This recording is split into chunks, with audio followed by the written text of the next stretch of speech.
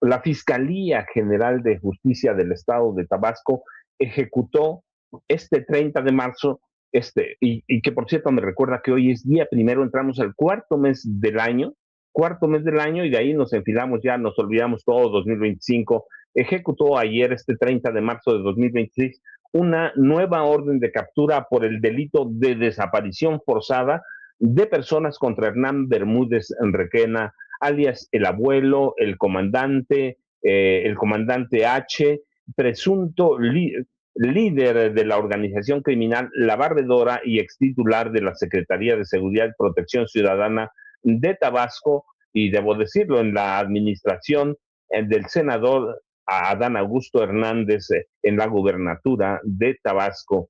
Este nuevo mandamiento u orden de captura fue cumplimentado en el Centro Federal, recuerden que ya está preso, en el Centro Federal de Readaptación Social, Ceferezo número 1, en el Altiplano, Almoloya de Juárez. En Almoloya de Juárez no les gusta que digan el centro de máxima seguridad o la prisión de máxima seguridad de Almoloya, porque dicen, nosotros no somos eso, pero está en Almoloya. Y la verdad es que no tienen, no, yo nunca he relacionado Almoloya, que es un pueblo que conozco, un municipio grande que me gusta, que he ido a comer, que tengo un par de amigos, con el penal de máxima seguridad, pero allá no les gusta y se ha llamado el penal de máxima seguridad de Almoloya de Juárez, La Palma, hoy el Altiplano, pero sigue estando en Almoloya de Juárez, a donde Bermúdez Requena permanece recluido desde el 18 de septiembre de 2025. Y esta es la tercera orden de captura librada contra Bermúdez Requena.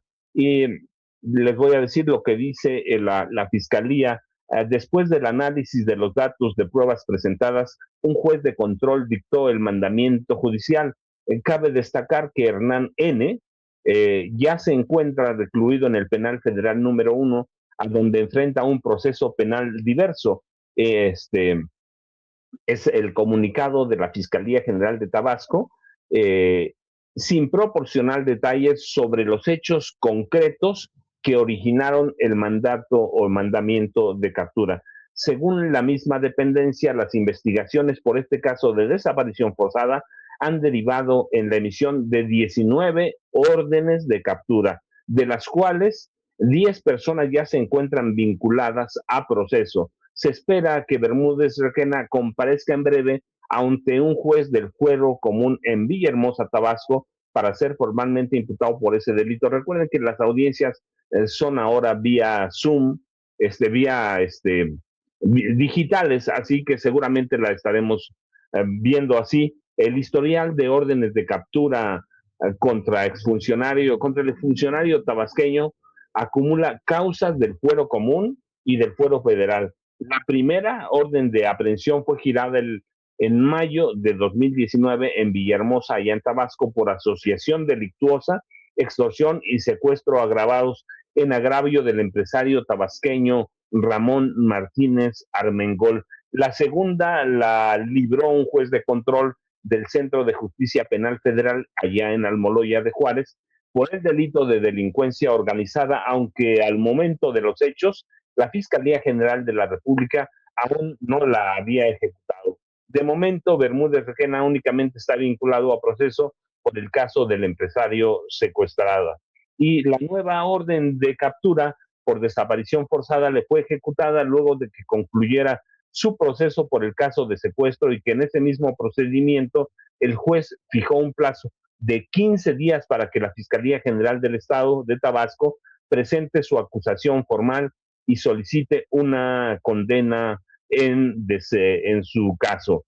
El caso, recuerdan, de Bermúdez Requena acumula capas procesales que se fueron construyendo a lo largo de los meses previos a su captura allá en Sudamérica. El 10 de marzo de 2026, Daniel Marcelino Niño Jiménez, titular del Juzgado Cuarto de Distrito en materia penal en Toluca, allá en el Estado de México, desechó el amparo que el exsecretario promovió el 25 de septiembre de 2025 contra una posible extradición a Estados Unidos. O sea, Hernán Bermúdez Requena está en capilla y es difícil que vuelva a pisar la libertad. Y es un caso interesante e importante porque verdaderamente sacudió y removió la política nacional, sobre todo a Morena, el partido que fundó el presidente Andrés Manuel, o ahora el expresidente Andrés Manuel López Obrador, y obligó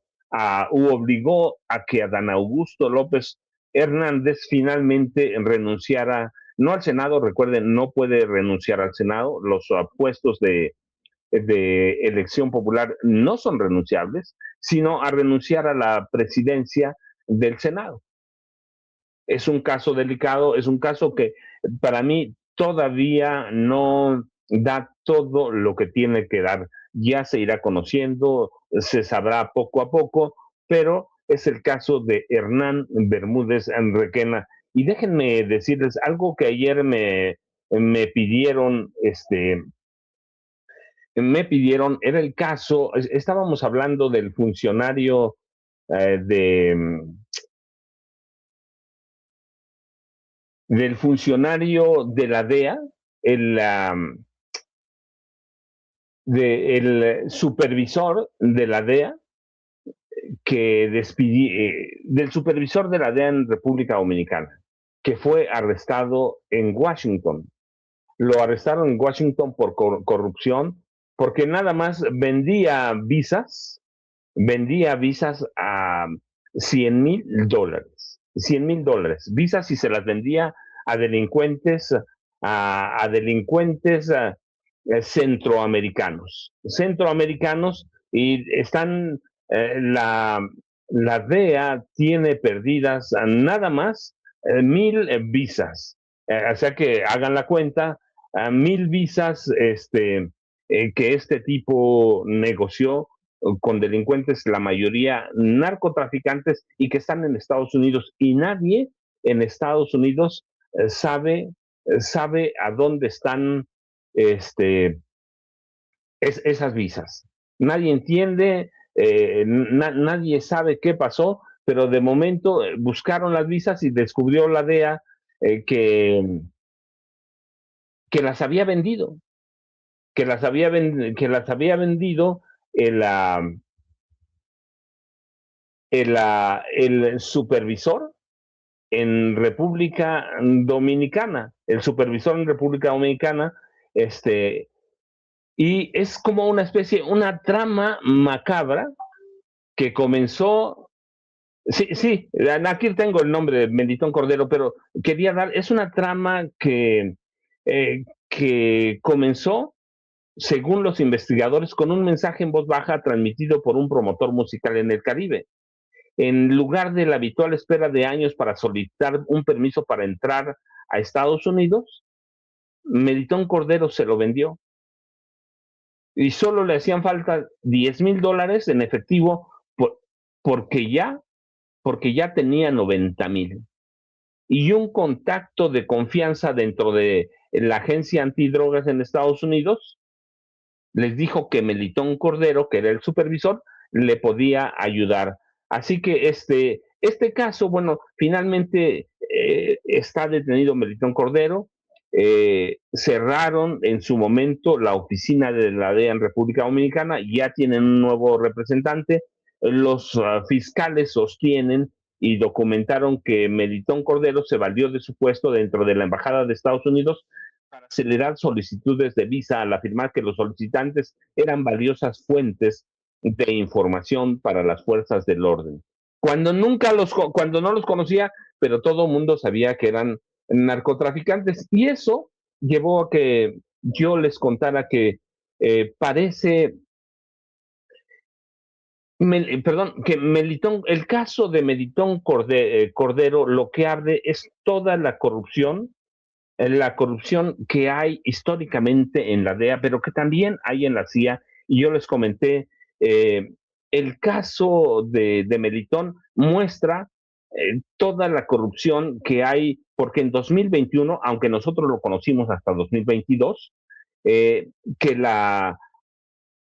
el responsable de la DEA en México y todo Centroamérica estaba inmerso en corrupción, que la esposa de Nicolás Palmeri se llamaba, la esposa trabajaba para los capos y él trabajaba y para los grandes capos, no solo de México, no, sino de América Latina, y que recibían eh, sobornos en especie, sobornos en efectivo. Y yo de pronto saben que soy como el presidente López Obrador, digo con todo respeto, nunca voy a ser igual que él, porque la verdad es que es un tipo que tiene un conocimiento más que yo, debo reconocerlo, pero de pronto a mí me cae bien el presidente López Obrador porque empezaba a platicar de una cosa y se empezaba a acordar de otro. Y yo empecé a recordar cómo en los 70 y los 80 la CIA estaba infiltrada, llena de corrupción aquí en México, y la DEA también, pero lo interesante era que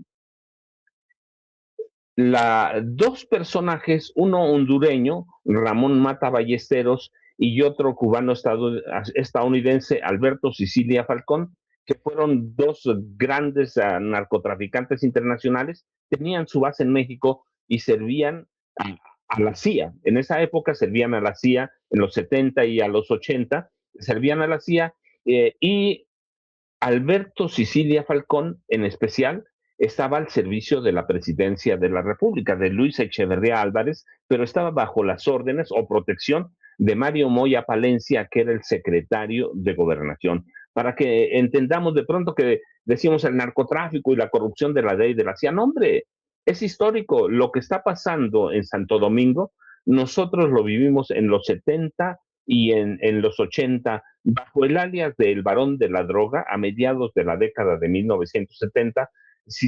Alberto Sicilia Falcón, que era su nombre, era el hombre de la CIA para traficar cocaína, marihuana y opioides de América Latina a Estados Unidos. En correspondencia, protegido por la CIA, en correspondencia, en secreto, la CIA le entregaba armas de fuego para internarlas de contrabando, para alentar operaciones armadas anticastristas y movimientos guerrilleros contra el comunismo en países de América Latina. En la década siguiente, creo que fue en 1985, me puedo equivocar por un año, 86, pero 85, estalló el escándalo Irán-Contras y quedó al descubierto la forma de operar de la CIA. Usaban a narcotraficantes, en este caso en México, para financiar a través de las drogas, cocaína y opioides en ese momento, operaciones armadas anticomunistas y desestabilizar naciones. Y recuerdan aquí el 68, que fue una operación de la CIA. Una operación de la CIA a través de quién? De Gustavo Díaz Ordaz. Por lo menos, aunque la gente reconoce tres, hay evidencias sólidas de que 5 presidentes mexicanos, Adolfo Ruiz Cortines, Adolfo López Mateos, Gustavo Díaz Ordaz, Luis Echeverría y, y José López Portillo, sirvieron a la CIA asalariados. Incluso luego me discuten que Adolfo Ruiz Cortines no, yo les digo, era cajero del ejército estadounidense. Así que, y así que la CIA permitía que Ramón Mata Ballesteros y Alberto Sicilia Falcón traficaran teniendo como base México, y había 3 ciudades en la Ciudad de México, Tijuana y Ensenada, desde que les servían de almacén, traficaran droga, protegidos por la Dirección Federal de Seguridad y claro, por la Presidencia de la República. Tenían, Sicilia Falcón, el día que lo capturaron, tenía una credencial de plata con la firma de Mario Moya Palencia, y eso fue uno de los motivos por lo que Mario Moya Palencia perdió la candidatura, uno de los motivos, porque hay otros interesantes. Mario Moya Palencia perdió la candidatura presidencial, pero bueno, en la década de los 80, en 85 y 86, estalló el escándalo Irán-Contras y quedó al descubierto la forma de operar de la CIA, uso de narcotraficantes para financiar a través de las drogas, operaciones armadas anticomunistas y desestabilizar naciones. Sicilia Falcón entregaba armas al movimiento anti-Fidel Castro, a cambio la CIA le permitía el paso libre y le entregaba y la entrega de droga a grupos criminales de Estados Unidos, un patrón similar al intercambio de armas drogas que caracterizó al escándalo Irán-Contras. Y este escándalo Irán-Contras fue una operación secreta del gobierno del presidente estadounidense Ronald Reagan, que vendió armas, incluidos misiles, ilegalmente a Irán, ahora que está de moda, bajo el embargo para liberar a rehenes en Líbano y financiar encubiertamente a la contra nicaragüense, violando prohibiciones de cualquier cosa. Así que Ronald Reagan fue mucho antes que Bush lo mismo. Que Donald Trump, Bush también, discúlpeme, en 2001, 2003, Bush también allá en Irak, pero en este caso con Donald Trump, hacían lo mismito. Ronald Reagan alentó las sublevaciones o en Irán. En noviembre de 1986, la operación Irán-Contras fue filtrada por periódicos libaneses y el resto de un piloto que transportaba armas para la contra de Nicaragua. Y esto destapó la red clandestina de esta venta de armas y tráfico de drogas, que se conocía como la empresa. El teniente coronel Oliver Knott, que era subdirector de Asuntos Político-Militares del Consejo de Seguridad Nacional, y otros funcionarios fueron implicados en la destrucción de documentos para cubrir cómo la CIA entregaba armas y recibía dinero de la venta de droga. De la venta de droga para financiar golpes de Estado o rebeliones en otros países. Cecilia Falcón, en este caso, era oriundo de Matanzas, allá en creo que, si no estoy mal, debe ser la segunda provincia de mayor extensión en Cuba, detrás apenas de La Habana, pero era un hombre metódico en el seguimiento de grupos anticastristas, así que no le fue muy difícil llegar a México e insertarse en el grupo de Luis Echeverría Álvarez. Y el contacto para insertarlo en el grupo de Luis Echeverría, solo para contarles la historia completa, se llamaba Winston M. Scott, que fue quizá el jefe de la CIA que mejores resultados ha dado en México. Tenía comprados a 5 presidentes, bueno, en realidad 3 él, porque murió en 71 murió, pero dejó todas las bases para que los presidentes mexicanos, hasta José López Portillo, sirvieran a la CIA. Winston se murió, pero estaba todo. El planteamiento, algunos habían sido funcionarios anteriores, los habían comprado como funcionarios, y Cecilia Falcón pasaba en México como un gringo millonario. ¿Por qué cayó Cecilia Falcón? ¿Por qué cayó? Bueno, cayó en un momento en el que la CIA, la DEA disputaba a la CIA, la DEA, recuerden que había nacido en 1973, disputaba a la CIA el control del narcotráfico y las complicidades. Y la CIA, la DEA, en vez de aliarse con la Dirección Federal de Seguridad, que la tenía copada la CIA, salió con la Policía Federal. Y así cayó Alberto Cecilia Falcón, quien después terminó escapando del Palacio Negro de Lecumberri por un túnel de más o menos 70 metros. Y fue el primero, de ahí tomó el ejemplo Joaquín Guzmán Loera. Pero eh, Alberto Cecilia Falcón entregaba millones a funcionarios mexicanos, incluido el presidente Echeverría, les entregaba carros deportivos italianos de alta gama, les entregaba millones de dólares y su dinero rondó secretamente por el mundo a través o desde las manos de la CIA, para que vean que la historia completa de que el narco en este país lo insertaron presidentes de la República, algunos gobernadores también. ¿Se acuerdan de Gonzalo N. Santos? También Gonzalo N. Santos, en algunas de sus miles de hectáreas, sembraba droga por recomendaciones en 1932 del presidente Abelardo L. Rodríguez. O sea, eran cómplices. Gonzalo N. Santos al mismo tiempo era protegido de Plutarco Elías Calles, el jefe máximo de la revolución. ¿Ve? El narcotráfico se va armando desde la presidencia y así llega hasta Enrique Peña Nieto. Algunos presidentes controlaron más que otros, pero yo lo he contado aquí y lo documenté por mi lado, César Gutiérrez Diego por el suyo, pero de los presidentes que tuvieron acceso directísimo, Enrique Peña Nieto, Felipe Calderón. Fox lo tuvo a través de Genaro García Luna, pero Ernesto Zedillo Ponce de León, Carlos Salinas de Gortari, desde su papá había evidencias muy sólidas. José López Portillo, a través de Arturo el Negro Durazo Moreno. Tenemos el túnel, ¿cierto? Miren, este es el túnel que cavó un grupo eran 5 personas que compró Alberto Sicilia Falcón, y escaparon, pero luego la verdad es que la Policía Federal la Policía Federal ya les tenía puesta la mira encima, y luego y así cayeron casi de inmediato, unos meses, pero cayeron de nueva cuenta. Alberto Sicilia Falcón nunca se levantó porque ya despuntaba en México otra clase de narcotraficantes que iba a llevar el narcotráfico a otros niveles. Pero cuando digo otros niveles, la verdad es que siempre ha sido así, aunque en algún momento en los 80 los colombianos estaban por la cima.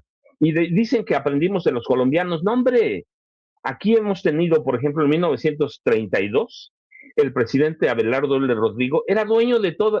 Abelardo L. Rodríguez, discúlpeme, era dueño de Sonora prácticamente. Era dueño de Sonora, y ese tipo traficaba drogas con la complicidad de Plutarco Elías Calles. Sí que tienen toda la maraña del narcotráfico en este país desde la presidencia de la República.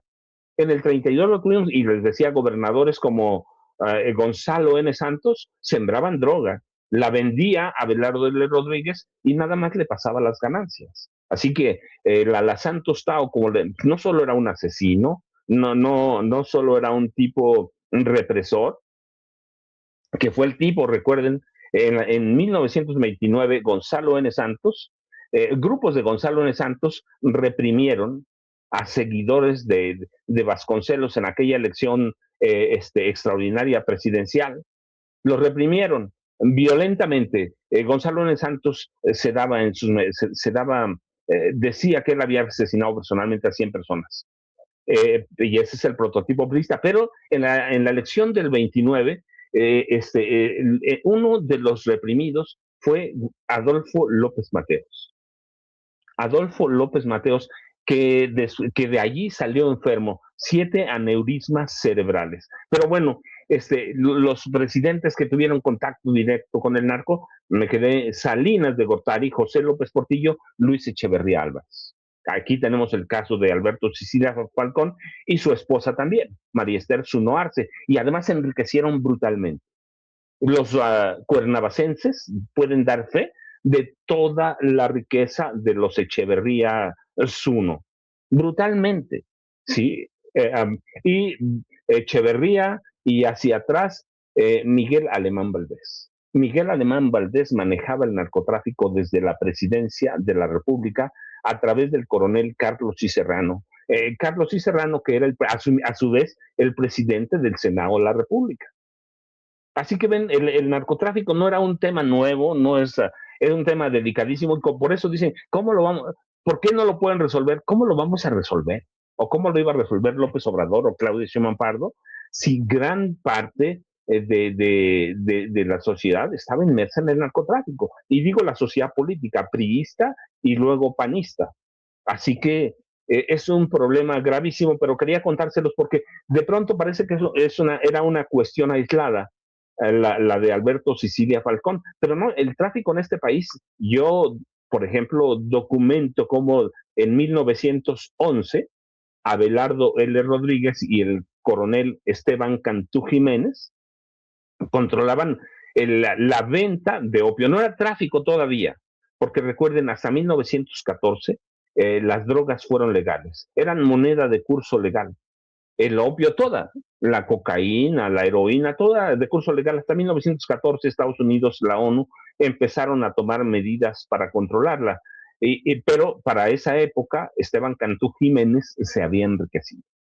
Era el hombre fuerte de Baja California. Él era de Nuevo León, era un militar, coronel, y en 1911 llegó Abelardo L. Rodríguez para apoyarlo, y descubrió Abelardo L. Rodríguez todo lo que dejaban las drogas. Todo lo que dejaban las drogas lo regresaron a México. 19-20 regresa a Baja California, Mexicali, cuando todavía no era un estado, regresa y se apodera de todo el narcotráfico. Crea el Casino de Agua Caliente, del que era socio con Plutarco Elías Calles, y se distribuían el dinero de las drogas. Así que en este país, hoy me acordé ayer, con la caída de Melitón Cordero, allá en República Dominicana, me acordé cómo la DEA, la CIA y la DEA siempre han estado metidos en negocios de la droga, siempre la han controlado. Cuando en 1973 el presidente Nixon crea la DEA para combatir el narcotráfico, lo que hace es que crea otro organismo,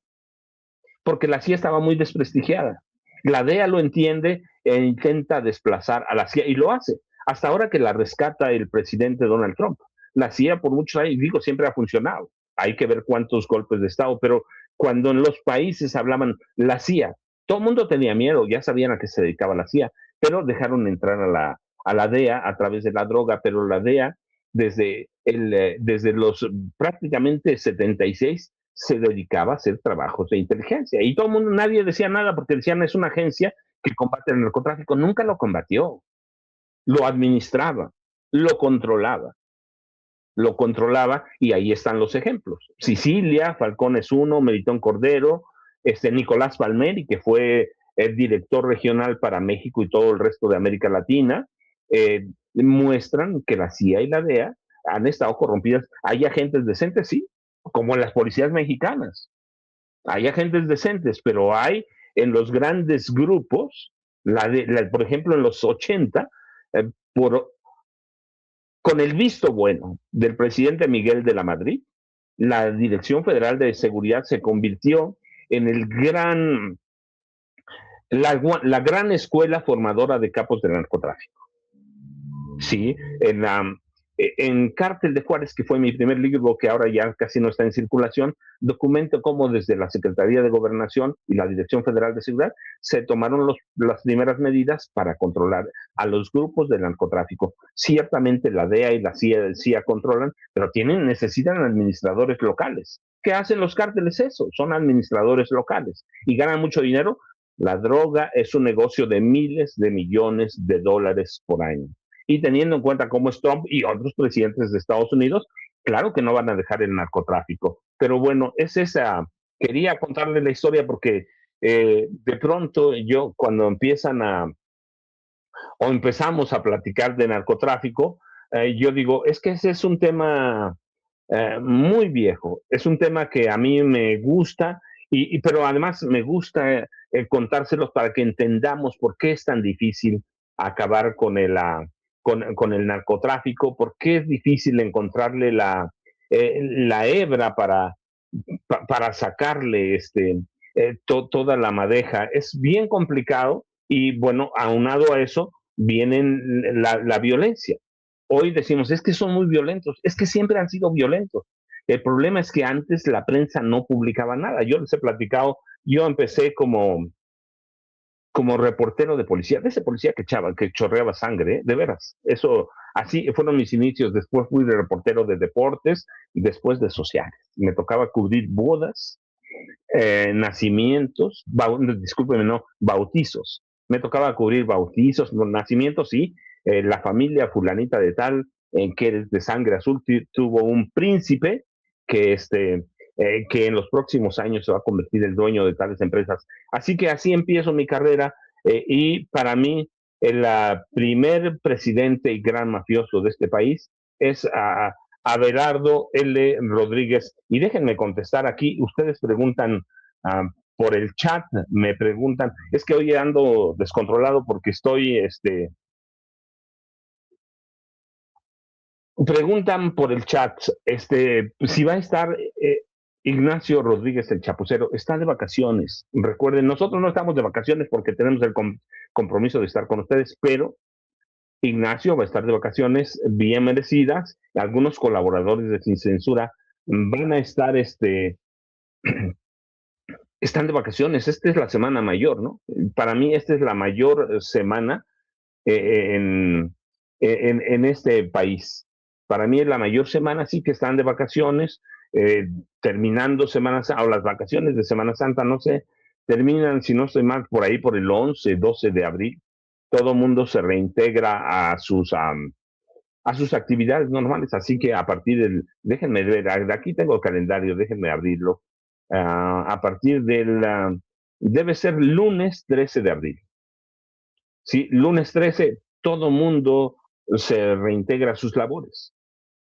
A sus labores, hoy todo el mundo está, les platicaba ayer, mi familia fue de vacaciones a Tlaxcala, así que me pegué con ellos para venirme a la Ciudad de México, pero esta es la semana que más, esta es la del Año Nuevo, ¿cierto? Pero bueno, ese es el narcotráfico en México. Y déjenme darle el caso de la gobernadora Marina del Pilar Olmeda de Baja California es bien interesante. Este, yo no lo llamo desencuentro, sino un encontronazo con Jaime Bonilla Valdés, que fue gobernador, un militante del PT, y que la acusa de encabezar un narcogobierno. Ella responde que es una infamia, y arremete contra las declaraciones de Bonilla. Eh, Dice que la gobernadora dice que Bonilla está haciendo una rabieta. Bueno, déjenme decirles, no sé exactamente cómo piensan los exgobernadores, pero yo digo, por lo menos debían tener la decencia de callarse, porque en todo caso fue gobernador del estado, debe tener pruebas, debe saber lo que está pasando, y Jaime Bonilla acaba de ser acusado de, de un fraude grandísimo allí en su estado, de peculado también. Así que no sé, yo digo, si Jaime Bonilla, no voy a defender a Marina del Pilar porque ella se tiene que defender solo, lo que yo digo de los políticos, ella se tiene que defender sola, nosotros no tenemos que defenderlos. Pero si Jaime Bonilla Valdés, que fue gobernador de Baja California de 2019, si no estoy mal, 2019-2021, fue el proceso para emparejar las elecciones, le tocó 3 años y hoy es dirigente del Partido del Trabajo, enfrenta una severa crisis judicial después de que fue vinculado a proceso apenas el mes que acaba de terminar por peculado, abuso de autoridad y uso ilícito de atribuciones relacionadas con el caso de la planta fotovoltaica Next Energy. En diciembre de 2025, el Tribunal Estatal de Justicia Administrativa lo inhabilitó por 3 años para ocupar cargos públicos. Bonilla ha transitado de un estilo confrontativo a la vulnerabilidad legal, enfrentando acusaciones de traición en Baja California y señalando venganzas políticas.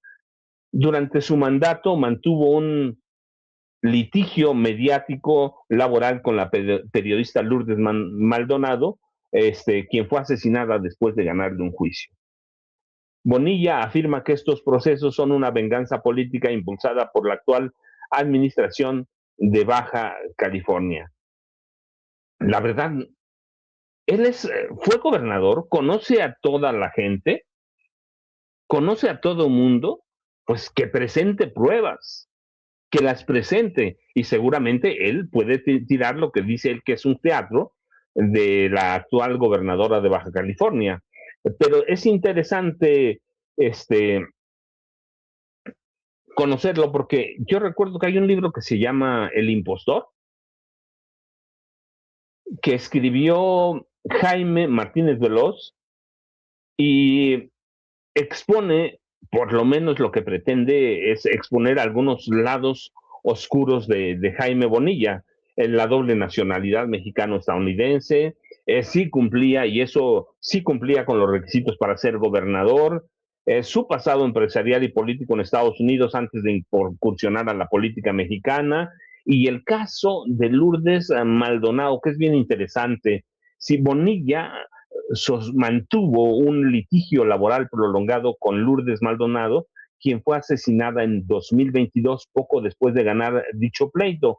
Aunque no se le vinculó directamente con el crimen, el caso generó un fuerte escrutinio mediático porque el pleito de Lourdes era directamente con él. Y luego también en su gobierno se publicó la ley Bonilla, que fue un intento fallido por extender su mandato de 2 a 5 años a través de una reforma constitucional que fue declarada inconstitucional por la Suprema Corte de Justicia de la Nación.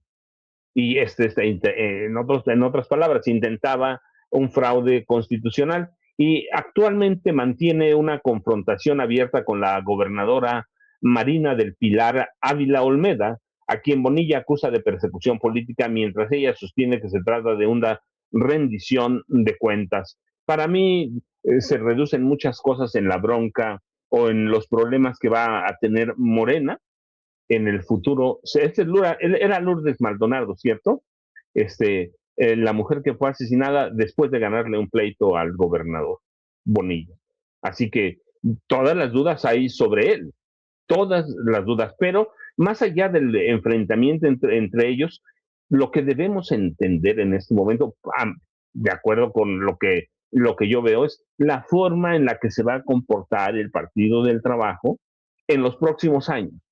Ese es el Partido del Trabajo, no es otra forma, no es otro, ese es el aliado de Morena. Por eso yo insisto siempre, ya lo veremos con el maestro Jaime Hernández, en cuanto llegue, pues todavía no, ¿verdad? Ceci, déjeme ver nada más si llegó Jaime Hernández. No, todavía no llega el maestro Jaime Hernández, pero la Morena tiene que tener muy, muy claro lo que pasó en la reforma constitucional electoral, que no es un accidente, tiene que tener muy claro lo que pasó en el plan B de la reforma electoral de la presidenta Claudia Sheinbaum Pardo, para entender cuál va a ser el comportamiento de Morena y el comportamiento del Partido del Trabajo. Para mí, yo lo digo no ahora, ¿qué hace Morena aliada con el Partido del Trabajo, que hace aliada con el Partido Verde Ecologista de México? Dice Noroña, eso es lo que tenemos y eso es lo que tenemos.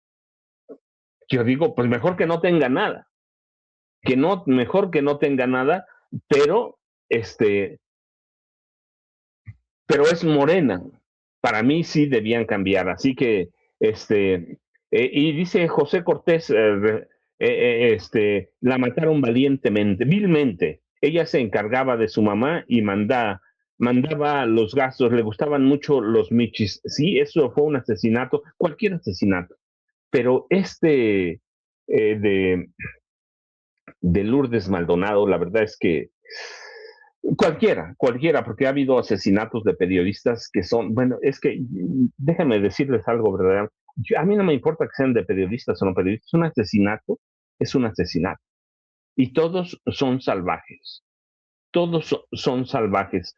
Y los hombres del poder, no estoy diciendo que fue Bonilla, pero pues no hay siempre algo ahí, sí, así que el chat, muchas cosas hay que leerlo porque la verdad es que aprendemos y nos lo vamos complementando. Bueno, Lourdes, Amador también, buenos días. Elías Ramos, buenos días también. Disculpen, ya divagué, ¿cierto? Con la historia del narco, pero ayer somos 5,000 personas mirando ahora. 5,356 para que no me regañe Ceci, ¿sí? Me regañe Ceci, pero es que ayer yo les platiqué, de pronto, a mí me gustaba mucho el presidente López Obrador, es diferente a la forma de ser de la presidenta Claudia Sheinbaum Pardo, que de pronto suelta unas bombas, así, y Elías Ramos tiene razón, cualquier asesinato es cruel, no importa quién sea, y eso digo siempre, no nos amparemos en ser periodistas, cualquier asesinato es una locura, pero bueno, yo les contaba ayer, me quedé de pronto con el tema y vi que en el chat hacían preguntas sobre ese estilo, y es una historia que me gusta porque me gusta divagar cuando cuento historias, así cuento las historias en mis libros, y dice déjenme decir, Elías Ramos, antes de que se me pase, faltan muchos likes. Somos 5,400 y tenemos, ¿cuántos? 2,000, déjenme dar un refresh o una actualización de la computadora. Tenemos 2,700 likes y somos en este momento 5,441 personas conectadas aquí en la familia Sin Censura. Así que aprovechemos su like o me gusta, compartir. Es muy importante, recuerden, nos ayuda mucho, como dicen Gabriel Montes, excelente día, Sin Censura, y el like arriba. Fermín Cruz, 5,000 likes. Bueno, yo veo ¿cuántos likes tenemos, Ceci? Aurora Sabina también, buenos días. Sí, tenemos Moni. 2,900 likes. ¿Cuántos? 2,900 likes. 2,900 y somos 5,497, así que tenemos un déficit grande de like. Polux, tome agua. Mira, aquí tengo mi café. Muchas gracias. Tengo mi café. Clara Vargas, ya di mi like. Saludos desde Guadalajara, Jalisco. Buenos días. Sara, señora Lulu Chávez Vicente, el programa se pone como video, no entras directamente. Me metí y apenas empiezas a presentar desde el principio. No sé, eso es como una actualización, no sé si. No lo entiendo. Araceli Jiménez Ayala, buen día, maestro Francisco, saludos desde Toronto. Creo que Morena busca cantidad, no calidad. Yo lo digo hace mucho. Joel Caballero, saludos Paco, feliz fin de semana, feliz Semana Santa. Gracias a todos, pásenla bien. Quienes salga, pásenla bien. Si no, escúchenos, y si están en el auto, escúchenos y ayúdenos con ese like. Antonio Martínez, gracias. Gerardo López, lluvia de likes, vamos familia. Mari Sánchez, buenos días, maestro, dejando like desde Córdoba, allá hijo, mira, aprovecho a propósito de café, y Vicente ya se fue de vacaciones. No, aclaro de una vez, Vicente va a una reunión a la Ciudad de México. Él empezó este programa, está viajando más o menos a las 6, abordó el avión, así que no sé si lo vamos a tener de regreso porque la reunión va a tardar un buen rato después de la mañanera, que es la hora que él va a llegar, pero aquí vamos a estar. Aquí dice Lourdes Amador, ese tal Bonilla debe estar en la cárcel. Recordamos cómo se fue a Las Vegas en tiempos de su gobierno, quiso reelegirse y Olga Sánchez Cordero le aplaudió desde la Secretaría de Gobernación. Maggie Díaz, buenos días, Paquito, por favor, mándame saludos y un abrazo, Maggie, de veras, muchas gracias. Sofía Olvera, se aprende mucho con usted, maestro Cruz, les voy a contar, pero déjenme contarles. Así escribo mis libros, de veras. Así divago de un tema a otro. A un tema a otro voy pasando en el libro, claro, siempre centrado en un personaje y que ese personaje nos lleve a las historias. Así estoy ahora con el nuevo libro. Por eso me tardo tanto, déjenme decir. Hay periodistas o autores que tardan mucho menos de lo que yo tardo. Yo tardo 2 años más o menos escribiendo un libro. Ya estoy en el capítulo 7, empezando el capítulo 7 del nuevo, me voy a tardar menos ya, 3 capítulos después de espero terminarlo a fines de este mes, principios de mayo, pero voy contando las historias como me gustan, voy contando, en este caso, por ejemplo, las rabietas del exgobernador Jaime Bonilla Valdés, porque digo, está bien, uno puede acusar a quien sea, en este caso a Marina del Pilar Ávila Olmeda, está bien, pues está en su derecho. La cuestión es que no es un personaje como nosotros, es un personaje que tuvo poder, controló a la policía, controló a la fiscalía, tiene acceso a todos los documentos, tuvo acceso a todas las investigaciones, así que en vez de acusarnos puede decir, miren, esta investigación que empezó en mi fiscalía documenta y muestra que Marina del Pilar verdaderamente es una narcogobernadora con pruebas. Hablarlo así, lo que está haciendo es metiéndose a la bronca del Partido del Trabajo contra Morena. Y yo digo, ¿para qué quieres aliados así?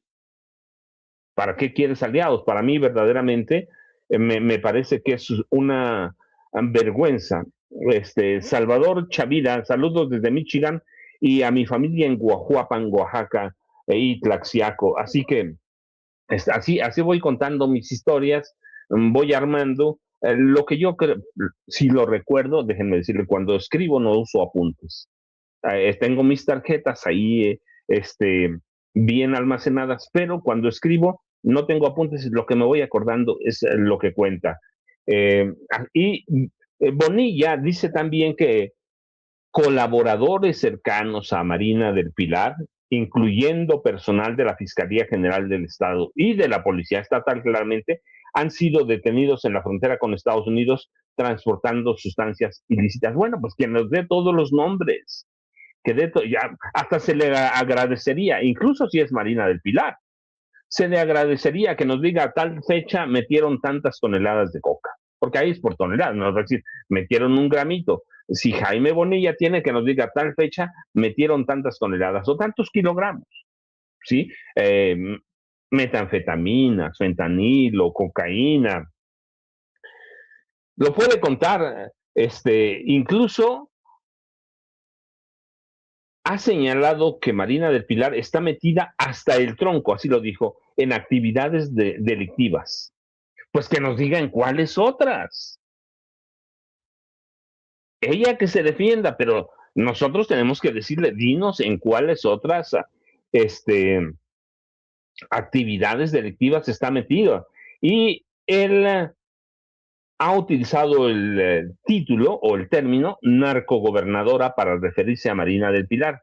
Bueno, que nos diga cuándo, con qué y quiénes son sus cómplices. Es un exgobernador, un hombre de poder, pero además es uno de esos personajes llamados empresarios. Que nos diga quiénes, a dónde, cuánto.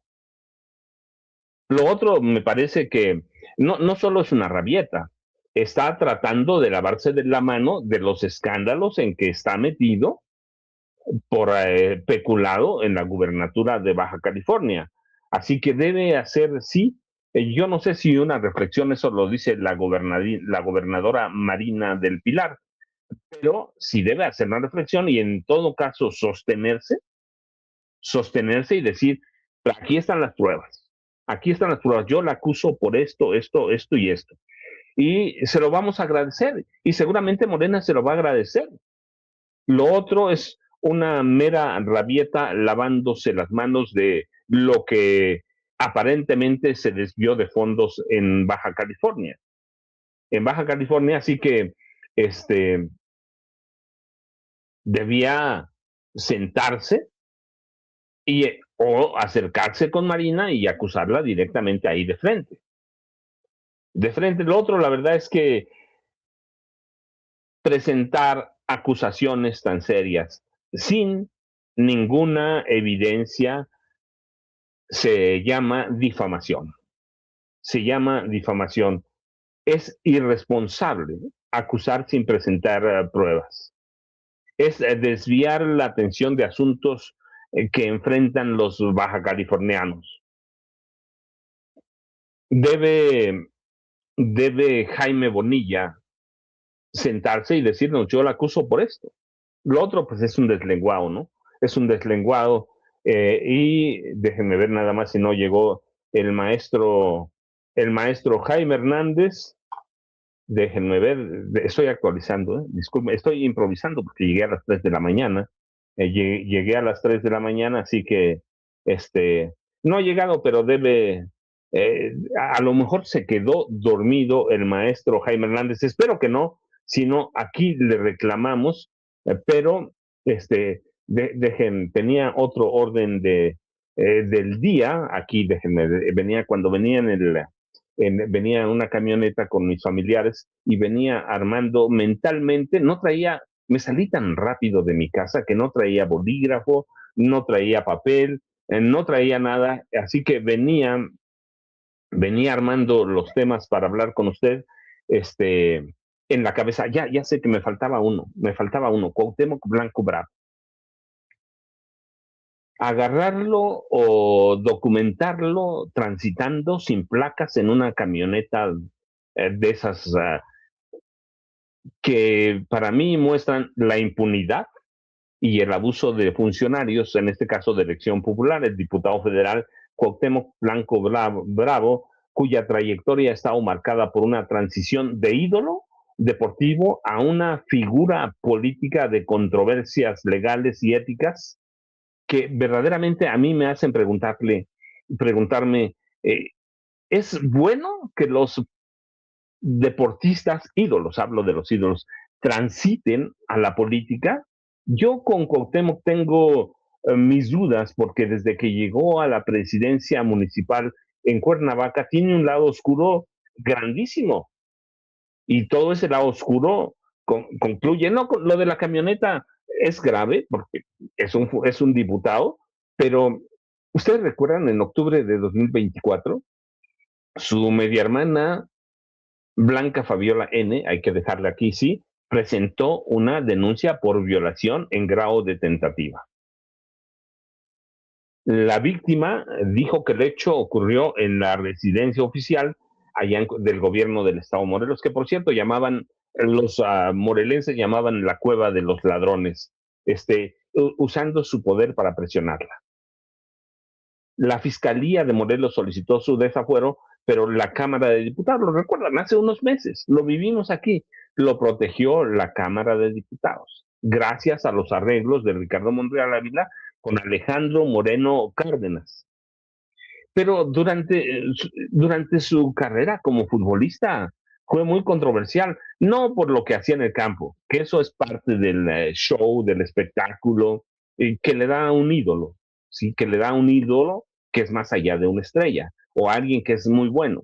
Es un ídolo simplemente, pero hizo comentarios que fueron algunos verdaderamente salvajes. Por ejemplo, yo recuerdo mucho que en 2004 le dijo a Virginia Tobar, que era una árbitra de fútbol profesional, que se fuera a lavar los trastes. Y aprovechando y abusando de que ya terminó de lavar los trastes, o de dormir, déjenme presentarles al maestro Jaime Hernández. Ya saben que a mí me gusta presentarlos de inmediato cuando llegan. Que todavía está poniéndose el maquillaje el maestro Jaime Hernández. Pero hoy viene para hablar con el lenguaje de señas. Ah, no. Déjeme lo que Jaime Hernández quiso decir con esas señas. Jaime, ¿cómo estás? Buenos días. Es que estaba preparando la cena de los 12 apóstoles porque ya sabes que hoy es Jueves Santo. Y No, entonces... es miércoles. Ay, Jaime. Ay, perdón. Entonces, Jaime. el miércoles... Todavía está durmiendo, Jaime, pero es mejor cuando duerme porque se le olvida lo que dijo. Ya... Gachos, Disculpa, gachos. ya dice Vicente, lo que calienta la risa. Jaime, ¿cómo estás? Buenos días. Good morning, good morning. Oye, te estaba escuchando, ¿apenas vas llegando? Llegué a las 3 de la mañana, Jaime. En mi Oigan, pueblo no voy a tener internet varios días, así que aprovechando que unos familiares míos venían a Tlaxcala para pasar sus vacaciones de Semana Santa, ajá, regresan por ahí del 8 o 9, les dije, pues denme un aventón. pues sí. Denme un aventón, salieron a las 2 de la tarde y llegamos aquí a las 3 de la mañana. Y se vinieron de corridito porque venían en camioneta, bien, se alternaron el manejo, mientras yo me eché un sueño ayer. Yo soy buenísimo para dormir en el transporte, Jaime, así que me eché una pestañita como de varias horas. Por eso estoy tan fresco como una lechuga, Jaime Hernández. Pues qué bueno que hayas llegado con bien, porque es una larga trayectoria. Tremendo recorrido te aventaste, maestro Paco Cruz. Oye, estaba escuchando lo de Cuauhtémoc Blanco. Es un sinvergüenza, es un sinvergüenza. Mira, le han perdonado todo. Yo recuerdo que eh, estaba yo ahí y fui a hacer un trámite al banco en Perisur y coincidió que estaba yo entrando allá a Perisur. No, no, no, llegó con un camionetón, con guardaespaldas, la mujer como si fuera la emperatriz. No, no, no, un alarde de poder impresionante y solo para ir de compras. Y aquí te das cuenta de quién es realmente Cuauhtémoc Blanco, ¿no? Es un personaje que abusó de su poder. Y ahora que estuvimos en Cuernavaca, en Morelos, mucha gente con la que platiqué ahí en la Feria del Libro lamentaban el hecho de que Cuauhtémoc Cárdenas, bien como presidente municipal, bien como Cuauhtémoc Blanco. Cuauhtémoc Blanco, bien como presidente municipal, bien como gobernador, no hizo absolutamente nada, nada. No hizo nada en materia de mantenimiento de la infraestructura de esa ciudad. Tú sabes que Cuernavaca está llena de manantiales, pues cada vez que se abren los manantiales, el agua se riega, se filtra, se fuga, porque este tipo no hizo nada para arreglar todo lo que es el sistema pues de distribución del agua, ¿no? En Cuernavaca. ¿A dónde fueron a parar todos esos recursos? Y como bien tú recordabas, se fue de rositas cuando tuvo esta acusación de abuso y con el apoyo de Morena, hubo ahí una sacudida bastante fuerte al interior de Morena, entre algunas mujeres que se resistían al hecho de que se fuera de rositas, que no se hiciera nada. Pero esto habla de qué manera, de qué forma en Morena se siguen aceptando a trácalas, a corruptos, a incapaces, porque la incapacidad, la negligencia es otra forma de corrupción. El no actuar como tienes que actuar como gobernador, que seas negligente en el cargo, es otra forma de corrupción. Y yo creo que en ese sentido Cuauhtémoc Blanco fue un corrupto, fue un personaje que ha dejado realmente una huella tremenda. Y recuerdo que, pues sí, todavía sigue siendo popular entre alguna tropa, porque pues alguien todavía recuerda su pasado como futbolista, que no fue un futbolista realmente habilidoso, con talento, ¿no? De estos que pasan a la historia precisamente, un Pelé, un Messi, toda esta gente, Ronaldinho, no, este fue un tramposillo, un personaje caracterizado por su astucia. ¿Sabes? Yo creo que lo mencionaba Norman, la forma de jugar de Cuauhtémoc en el campo, bravucón, peleonero, todo este rollo, lo proyectó como era cuando era gobernador y presidente municipal. Y Norman, creo que fue Norman, decía que muchas de las características de Cuauhtémoc Blanco, precisamente un personaje astuto, bravucón, peleonero, como en el campo de fútbol, se proyectaron cuando era gobernador. Y es verdad, porque yo creo, y como decía Barack Obama decía que cuando llegas y tienes poder, se proyecta o lo mejor de ti o lo peor de ti. Y creo que ese es el caso de Cuauhtémoc Blanco. Se proyectó lo peor de sí, lo peor de él como tramposo, como trácala. Y yo creo que por este tipo de personajes, Morena, está pagando un precio que a lo mejor le pagan factura en las urnas. Déjenme decirle nada más para añadir algunas cosas. Estaba viendo el chat en vivo y decían que eh, Cuauhtémoc Blanco llegó a Cuernavaca por el pez. No, no, no. En realidad, Cuauhtémoc Blanco, recuerdan que lo rescata algo que se llamaba Partido Social Demócrata. Partido Socialdemócrata de los hermanos Roberto Carlos. Ven, ustedes me hacen acordar de cosas que de pronto los hermanos Roberto Carlos y Julio Yáñez Moreno lo invitaron desde un año antes de llegar a la alcaldía o la presidencia municipal de Cuernavaca. Tenían negociaciones. Él no participó en las negociaciones, sino, recuerdan, su representante futbolístico, y el Partido Socialdemócrata lo lleva a la presidencia de Cuernavaca a través de una polémica. Deben recordarse ustedes, yo no soy tan aficionado al fútbol. Si yo veo un deporte, veo el béisbol. El béisbol me encanta ir a los estadios. incluso a tomar cerveza porque puedo disfrutarlo, a comer eh, hot dogs, pero voy recordando cosillas. En este caso lo llevó el Partido Socialdemócrata de los hermanos Roberto y Julio Yáñez Moreno, y más adelante, de la mano de otra vez su representante y Miguel Ángel Osorio Chong, lo hicieron candidato del partido Encuentro Social, que es cuando lo adopta, digo yo, no sé por qué, sí tengo una impresión, una, este, una idea de por qué, pero lo rescata o lo adopta el presidente Andrés Manuel López Obrador, y lo hace uno de sus consentidos. Tengo la impresión, eso es nada más una hipótesis, de que López Obrador lo rescata porque tiene una niñez muy difícil, muy complicada, que esa es la verdad. No lo digo yo, Cuauhtémoc mismo lo ha publicado. Una vez que se mudan y llegan a Tepito, porque no es originario de Tepito, llegan a Tepito, vivían en una casa de lámina, dormían en cartones.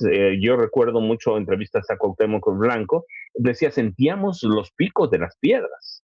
Con mis hermanos nos acostábamos, solo había una cama para mi mamá y mi papá. Así que lo rescata el pez, y para mí lo que cuenta Jaime, que ya lo vivimos el pasado fin de semana, es que fue un muy mal rescate político. Fue una mala idea llevarlo a la política. No hizo nada por Cuernavaca, no hizo nada por Veracruz, pero eso sí, su representante se enriqueció y lo terminaron destituyéndolo por corrupción ya en la gubernatura de Morelos. Había algunos personajes muy cercanos a Cuauhtémoc Blanco Bravo que se hicieron los hombres más poderosos de Morelos. Y yo me pregunto entonces si la transición de estos personajes que son ídolos, porque sí era un ídolo, seguramente lo que estamos viendo es que el tipo es uno de los, quizá el último gran ídolo del fútbol mexicano, del deporte mexicano, que hemos tenido grandes ídolos, ¿no? En cualquiera de los deportes hemos tenido, en el box hemos tenido grandes ídolos, pero lo rescatan, se lo llevan, el peso lo lleva a la gubernatura, y se empieza a documentar esa vida, esa transición extraña de Cuauhtémoc Blanco Bravo. Y no se explica cómo un hombre con esas características llega a la política. Y lo que yo entiendo, y seguramente muchos de ustedes también, es que quienes lo rescataron en el agónico, porque estaba muriéndose el Partido Socialdemócrata, estaba muriendo, lo rescataron solo para cachar votos. Y gana Cuauhtémoc porque había una incomodidad muy grande con los políticos tradicionales. Así que de ser un ídolo de fútbol mexicano por lo que jugó en el Club América y luego la selección nacional, lo de España no lo cuento porque fue mínimo, ¿no? Aunque yo recuerdo por ahí un gol al Real Madrid que lo coloca en las portadas de la prensa española, pero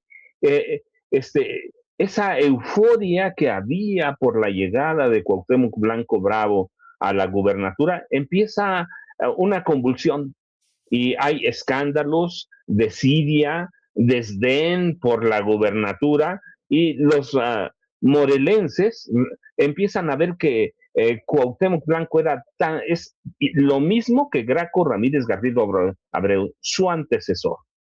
Y fíjense, les voy a contar una historia. Ustedes tienen la culpa por recordarme eso.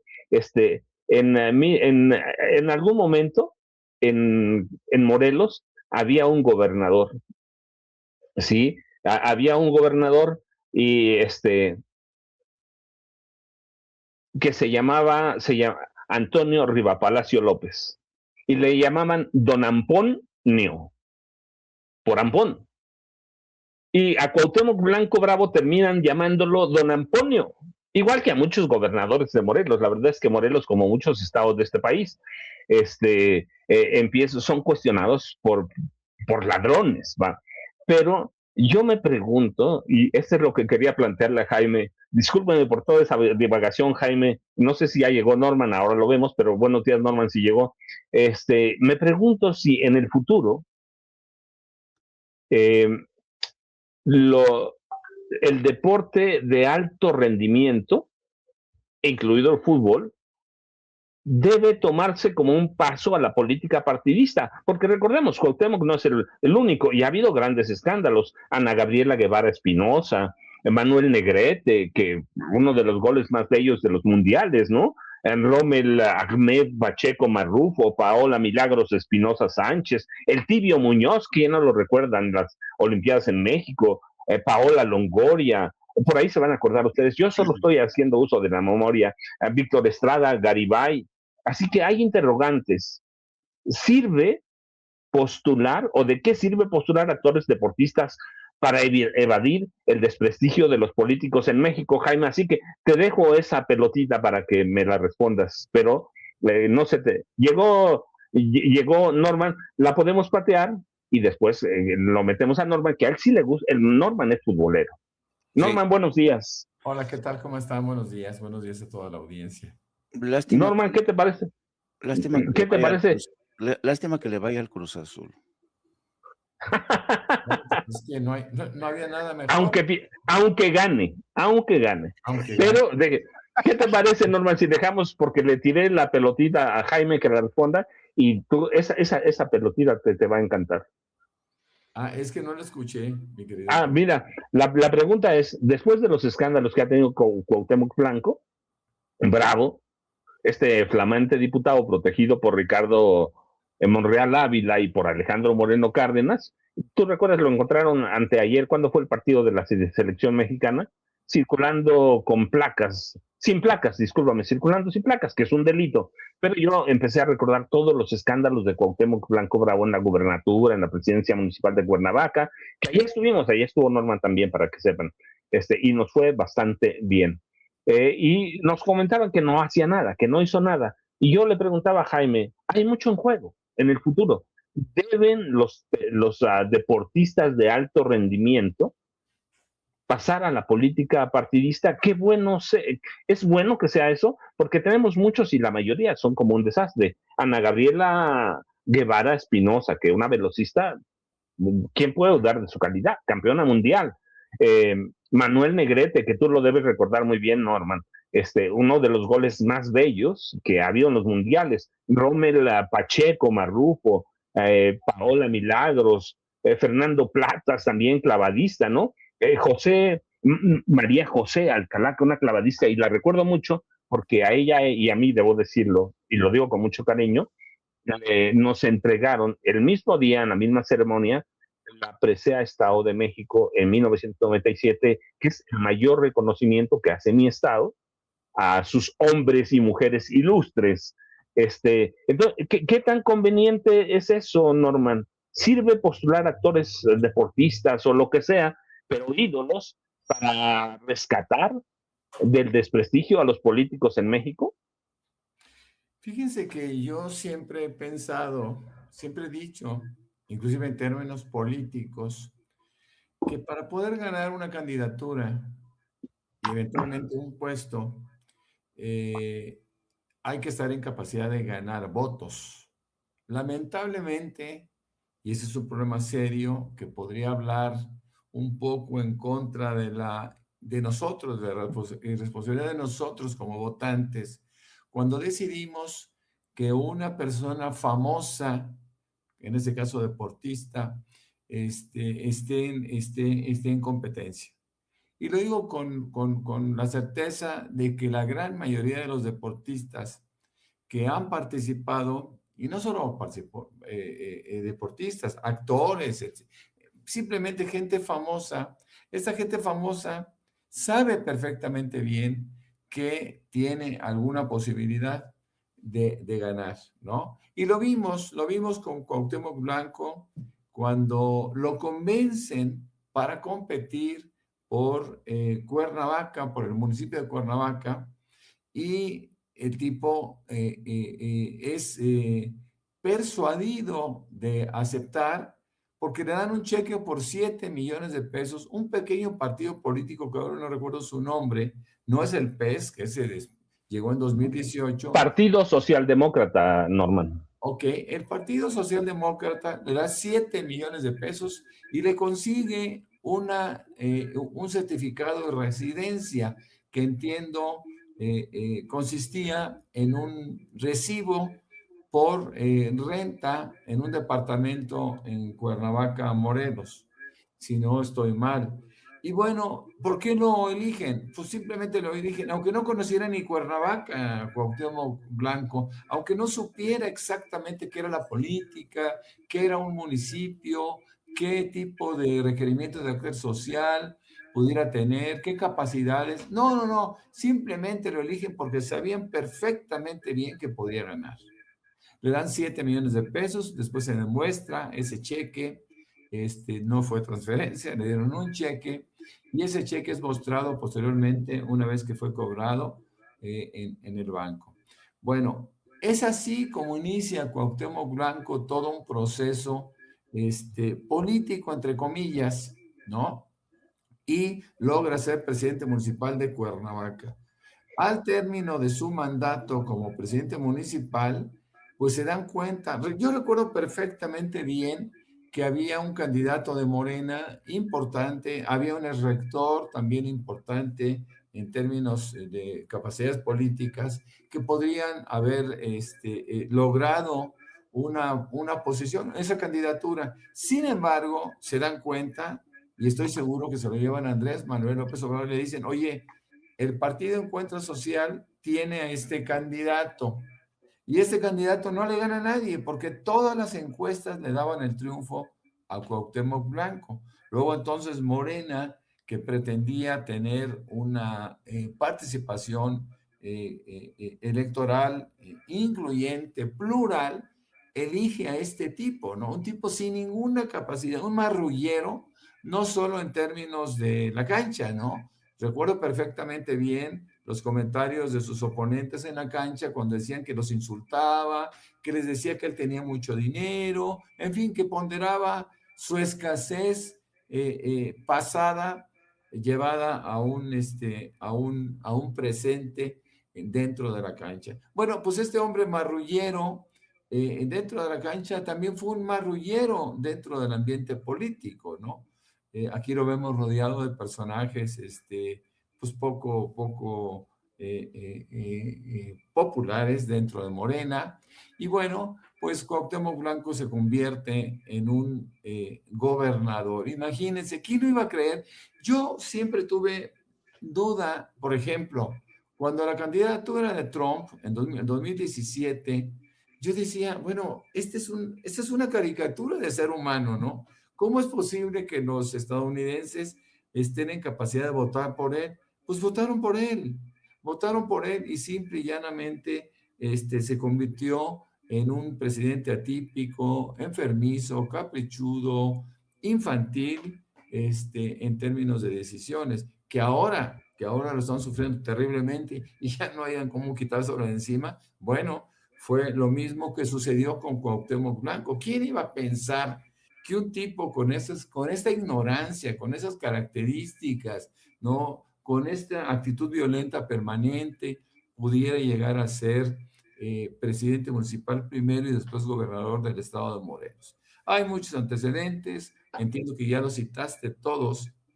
los líos, los problemas de carácter judicial en que se ha visto involucrado, pero bueno, él sigue actuando con la prepotencia que tuvo cuando fue futbolista y que realmente no guarda buenos recuerdos. Sobre todo ahora que estuvimos en Cuernavaca y hablando con la gente y preguntándole sobre su gobierno, bueno, pues todo mundo estaba absolutamente desilusionado de inclusive haber votado por él y haberlo tolerado en el estado de Morelos. Seguramente ya no volverá a aquel estado porque no tiene nada que ver con Morelos, pero bueno, pues ahora enfrenta pequeños cargos, ¿no? Esa multa que va a ser, que le van a imponer por haber ingresado al estadio en un auto, con un auto sin placas. Bueno, aparentemente esta camioneta vale 3 millones de pesos y Cuauhtémoc Blanco, pues ya sabemos que no tiene necesidad de aclarar nada porque la defensa, lamentablemente, de Morena y sus coordinadores ha sido a ultranza, ha sido una defensa totalmente incondicional y siguen este tipo de personajes todavía ligados al ámbito político sin tener ningún merecimiento. Eres plurinominal, todos lo sabemos. Es tristísimo, tristísimo que lleguen personajes al poder con esas características, mis queridos. Y déjeme nada más para completar la información de Norman. Tiene razón, uno de los hermanos Roberto y Julio Yáñez, que eran los dueños del PSD, le consiguió aquel recibo de renta, Norman, tú tienes razón, y en los 7 millones de pesos que recibió estaban documentados, estaban los documentos ahí en el Instituto Electoral Local, que después los hicieron perdedizos, y en los candidatos a los que les ganó había Marisela Velázquez Sánchez de la coalición PRI-PBM, Jorge Meseguer Guillén del PRD y del Trabajo, Luis Miguel Ramírez Romero del PAN, Raúl Irragori Montoya de Morena, es al que te refería, ¿cierto, Norman? Que era muy superior.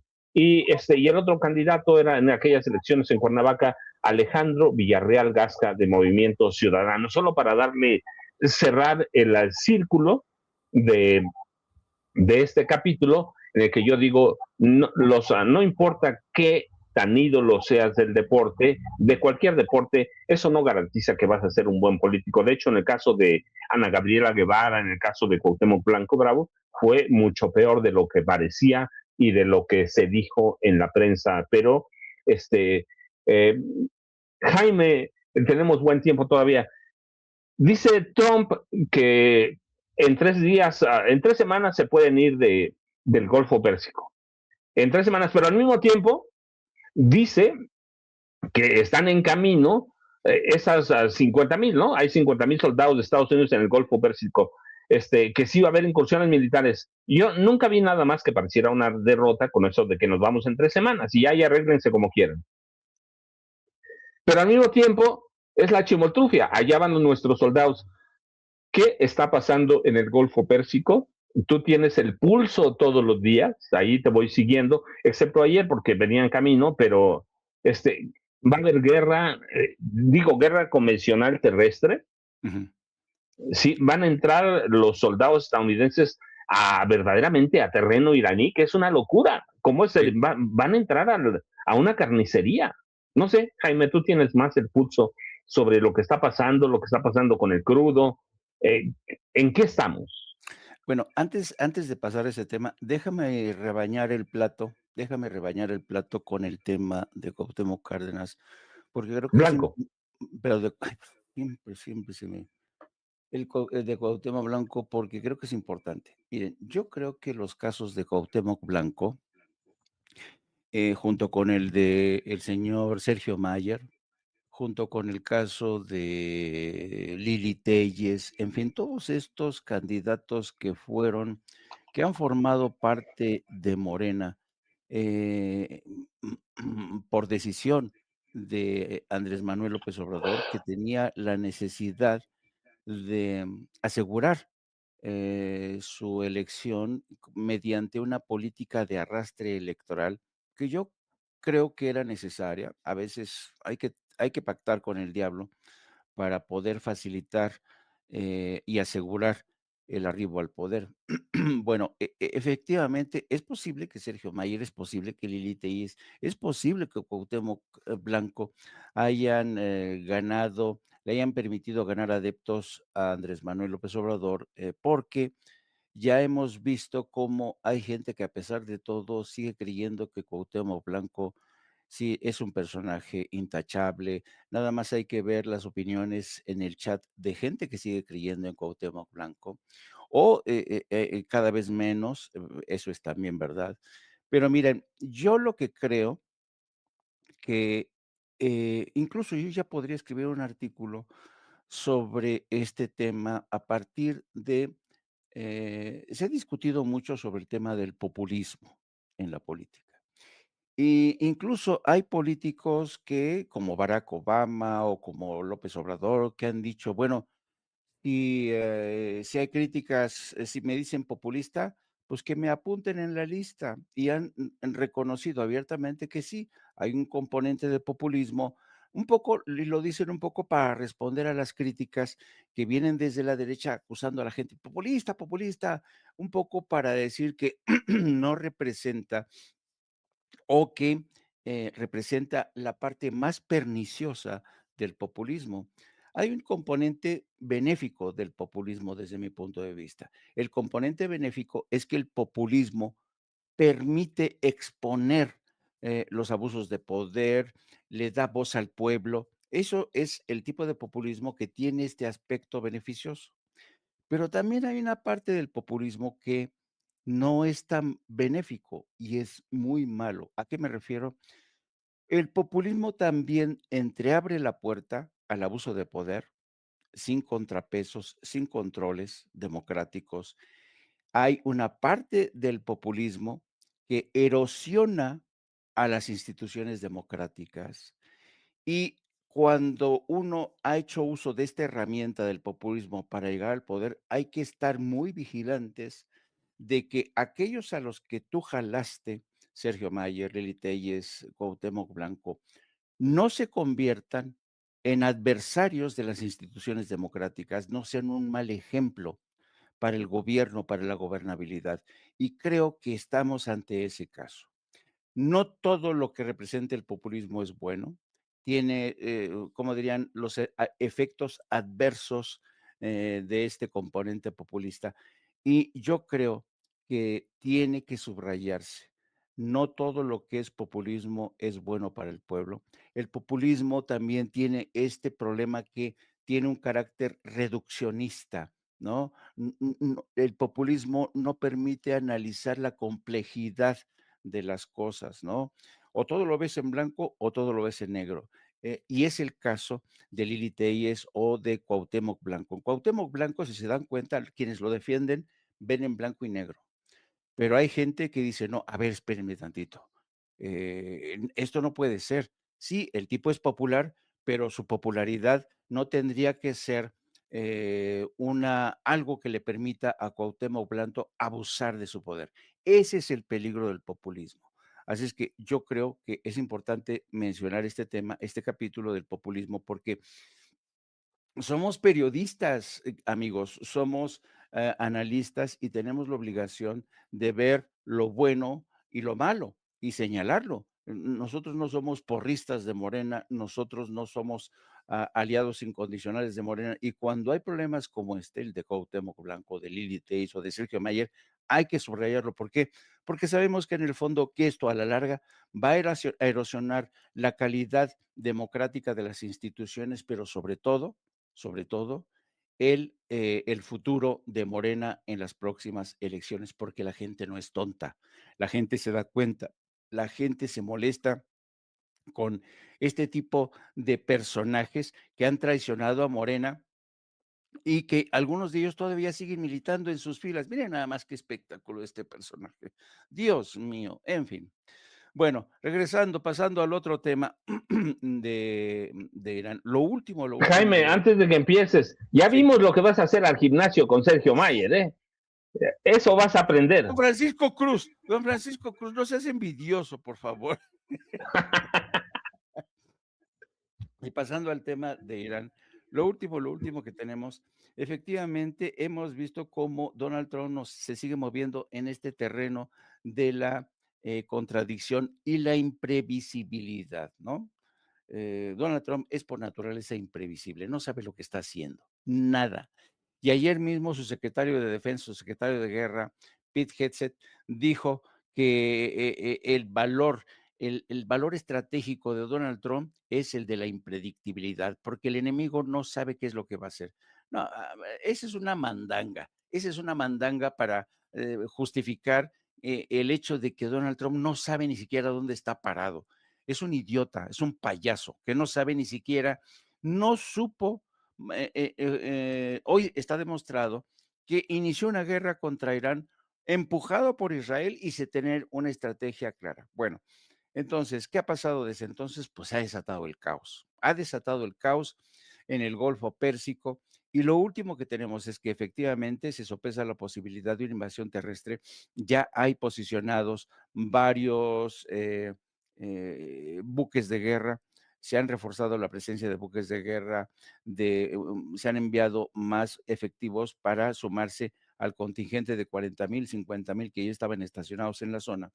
Y todo parece indicar que es posible que lancen un ataque contra la isla de Karg.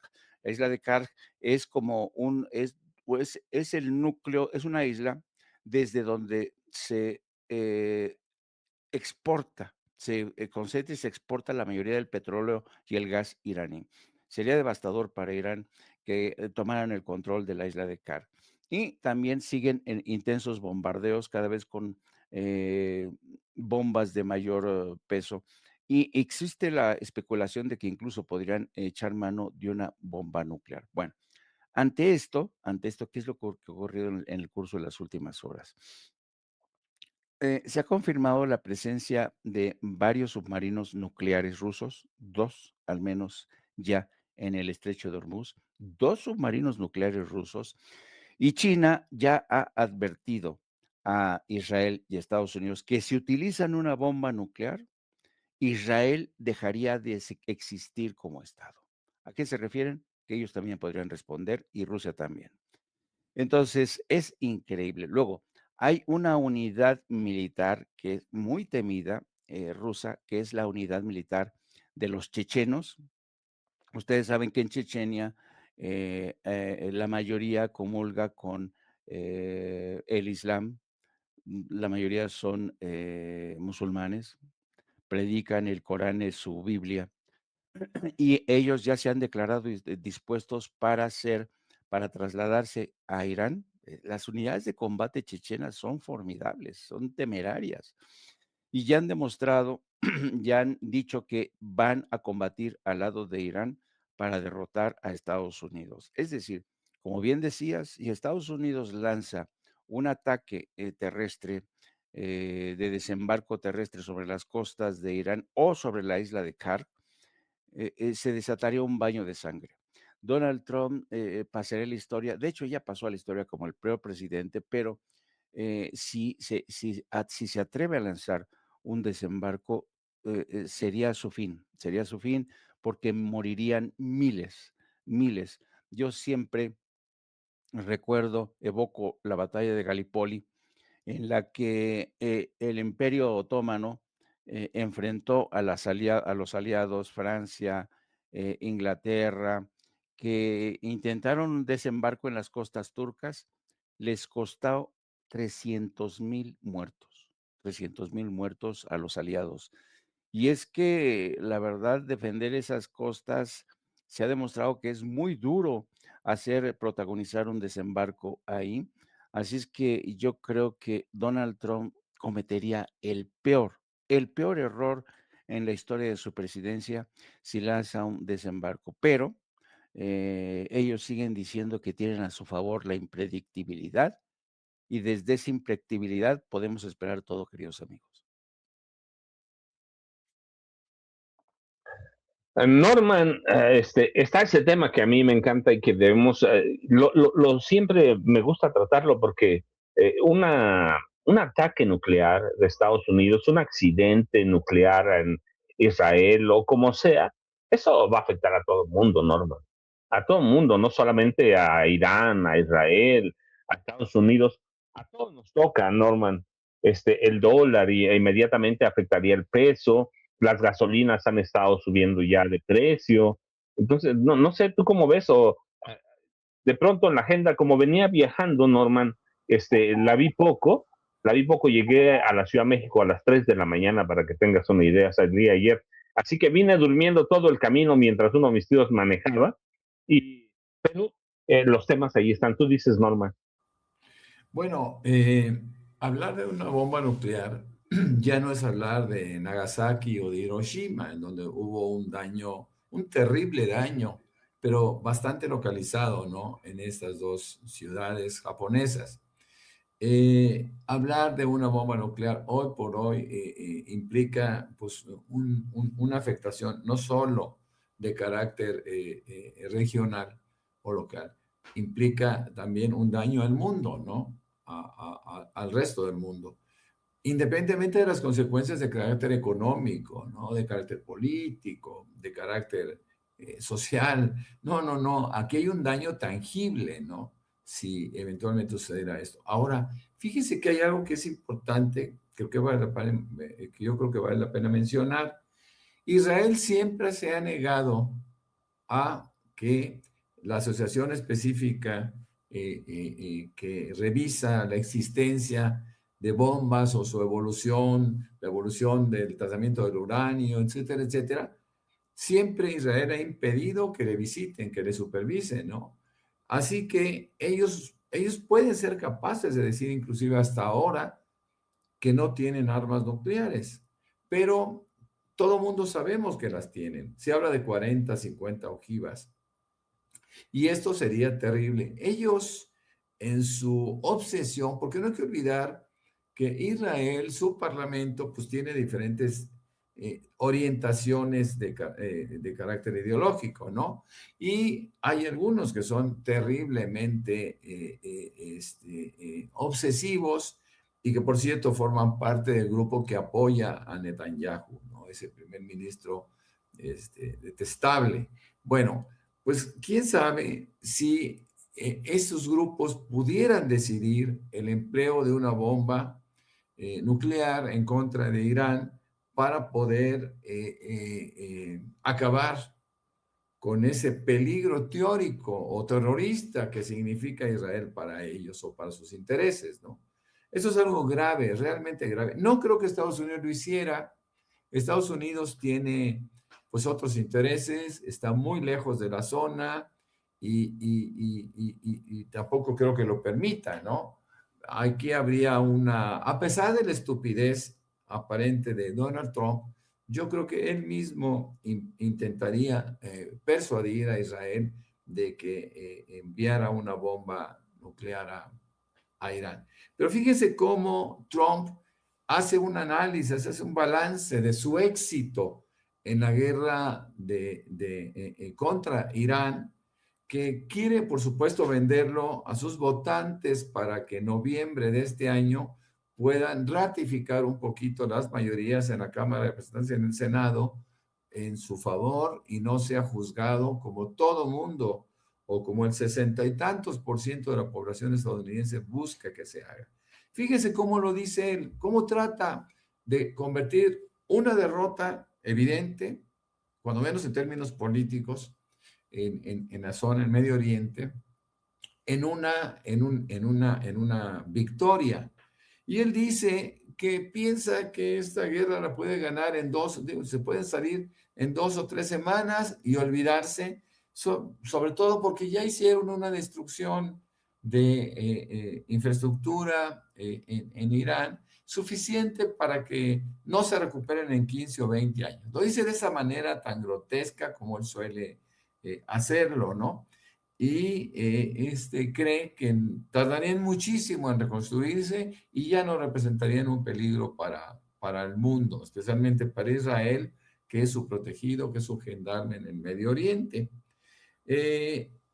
Cuando le preguntan sobre la reapertura del canal del estrecho de Hormuz, él simplemente dice, bueno, ese ya no es mi problema, ¿no? Ese es problema de Francia, de China y de otros, y que ellos son los que tendrán que arreglar ese asunto y me olvido, me salgo y me olvido. Es decir, Trump en esa irresponsabilidad permanente está buscando salirse, por supuesto, con las manos sucias, pero salirse ya de la guerra que iniciara junto con Israel en contra de Irán. Y no creo que la historia le permita salir inmaculado de una guerra que inició. Ya se acabó aquello de que con Trump no había guerras. Bueno, pues Trump ha iniciado una serie de conflagraciones en el mundo, todas ellas peligrosas por sus componentes para el resto de nuestro universo, mis queridos amigos.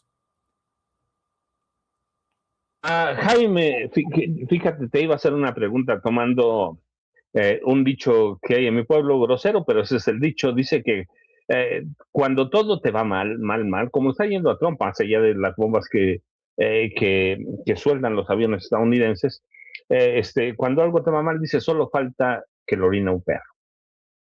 Y te pregunto, te digo esto porque justamente el primer ministro de Inglaterra o Gran Bretaña, Keir Starmer, dijo que lo han presionado mucho para que se una a Estados Unidos y a Israel en la guerra contra Irán. Y dice, pero no voy a cambiar mi posición. No, Inglaterra no entrará a la guerra. O sea, le está dando la última palada al, ¿cómo se llama? A la tumba de Donald Trump en esa guerra, Jaime, creo. Hay algo de eso, pero hay que tener en cuenta lo siguiente. Keir Starmer, yo creo que ha pecado de timorato. Debió mantener una posición más firme frente a Donald Trump.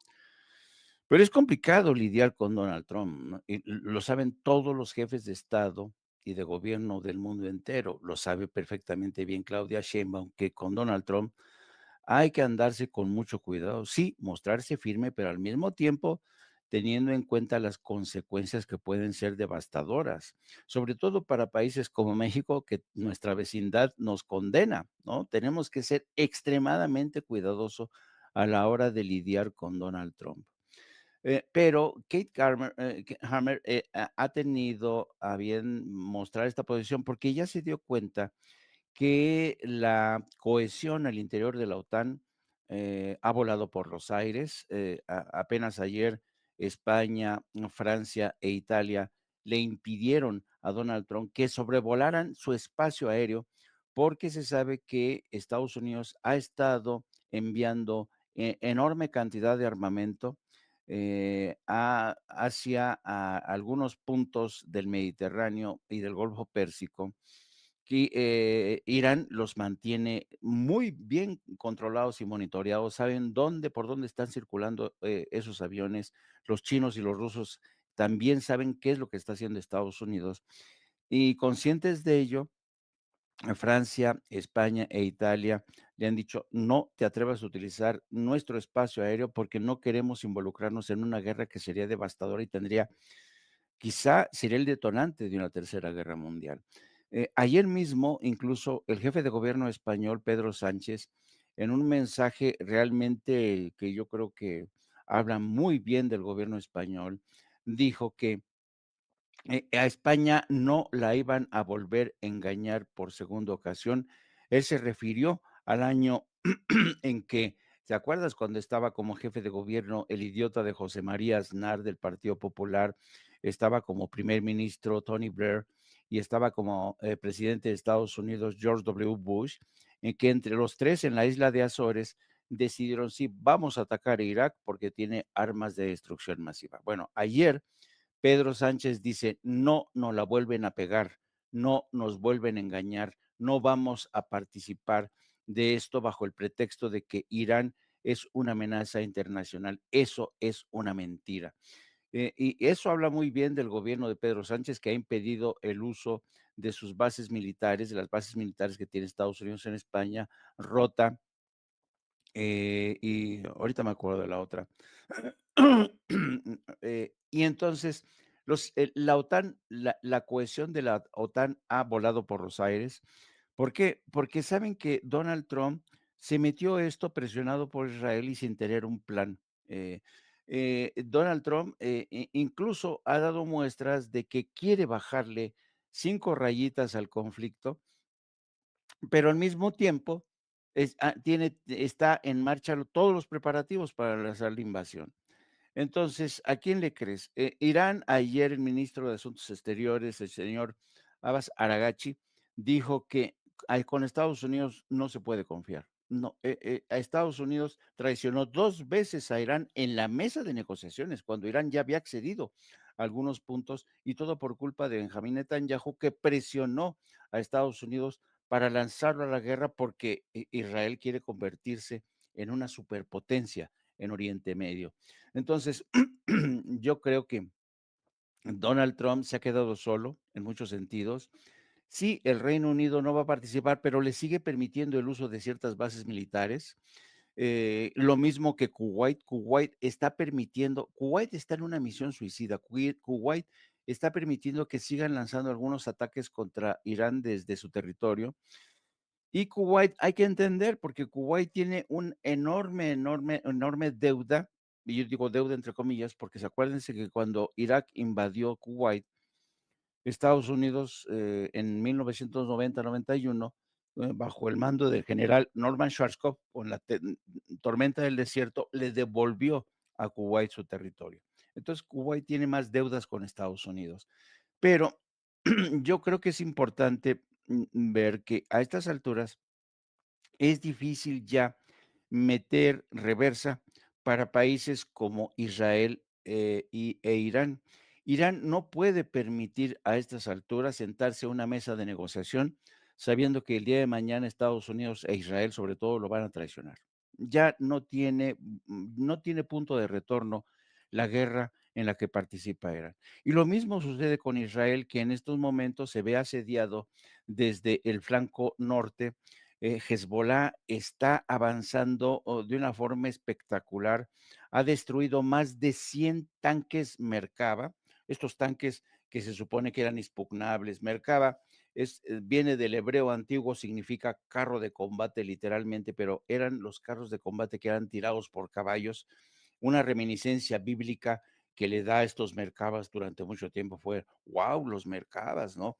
Pues se han cepillado 100 Merkavas, siguen avanzando y ya conquistaron uno de los principales enclaves militares de Israel en la parte norte y siguen avanzando. Están aterrorizados en el seno del gobierno y hay un déficit, calculan ellos, de entre 12,000 y 15,000 efectivos israelíes y están completamente desbordados.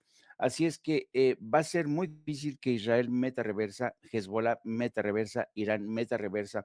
Son décadas de animosidad, de odio.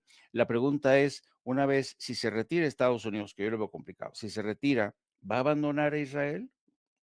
Porque eso es lo que puede ocurrir.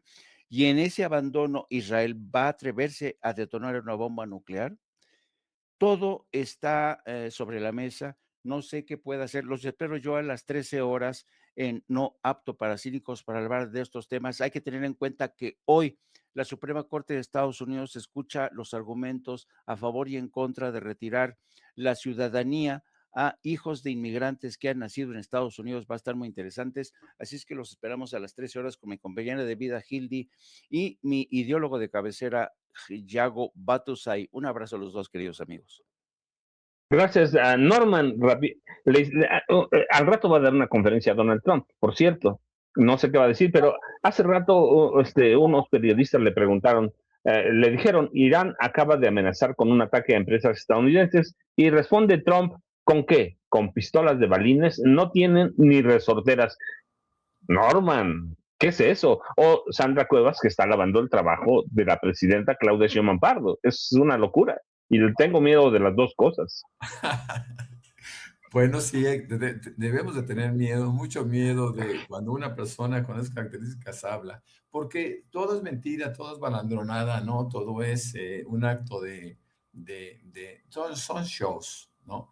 Pero hay que magnificarlos en su dimensión correcta. Fíjate que yo no quisiera pasar por alto que Pedro Sánchez está haciendo una gran labor, y no solo en beneficio de la paz mundial, lo está haciendo también en beneficio del Partido Socialista Obrero Español, que andaba alicaído por ahí antes de estos eventos y que hoy por hoy se está fortaleciendo a través de un posicionamiento político interesantísimo. Pedro Sánchez no es un político cualquiera. Yo siempre he dicho que el PSOE y el PP son la derecha y la ultraderecha en España. Vox no cuenta por fortuna. Fíjense, yo quisiera también terminar diciendo que este próximo 4 de abril, ya aterrizándonos, regresándonos a México, a nuestro país, este 4 de abril próximo concluyen 3 consejeros en el Consejo General del INE. Y es interesante porque estos 3 consejeros pues son prianistas que sirvieron al poder desde ese lugar, ¿no? A través de Lorenzo Córdoba y su grupo. Ellos son Dania Rabel Cuevas, está Jaime Rivera Velázquez y sobre todo la más radical, anti-López Obradorista, Claudia Zavala Pérez. Ya inició el proceso de registro, ya estamos viendo por ahí que están apuntando consejeros locales, de los tribunales electorales también locales o estatales.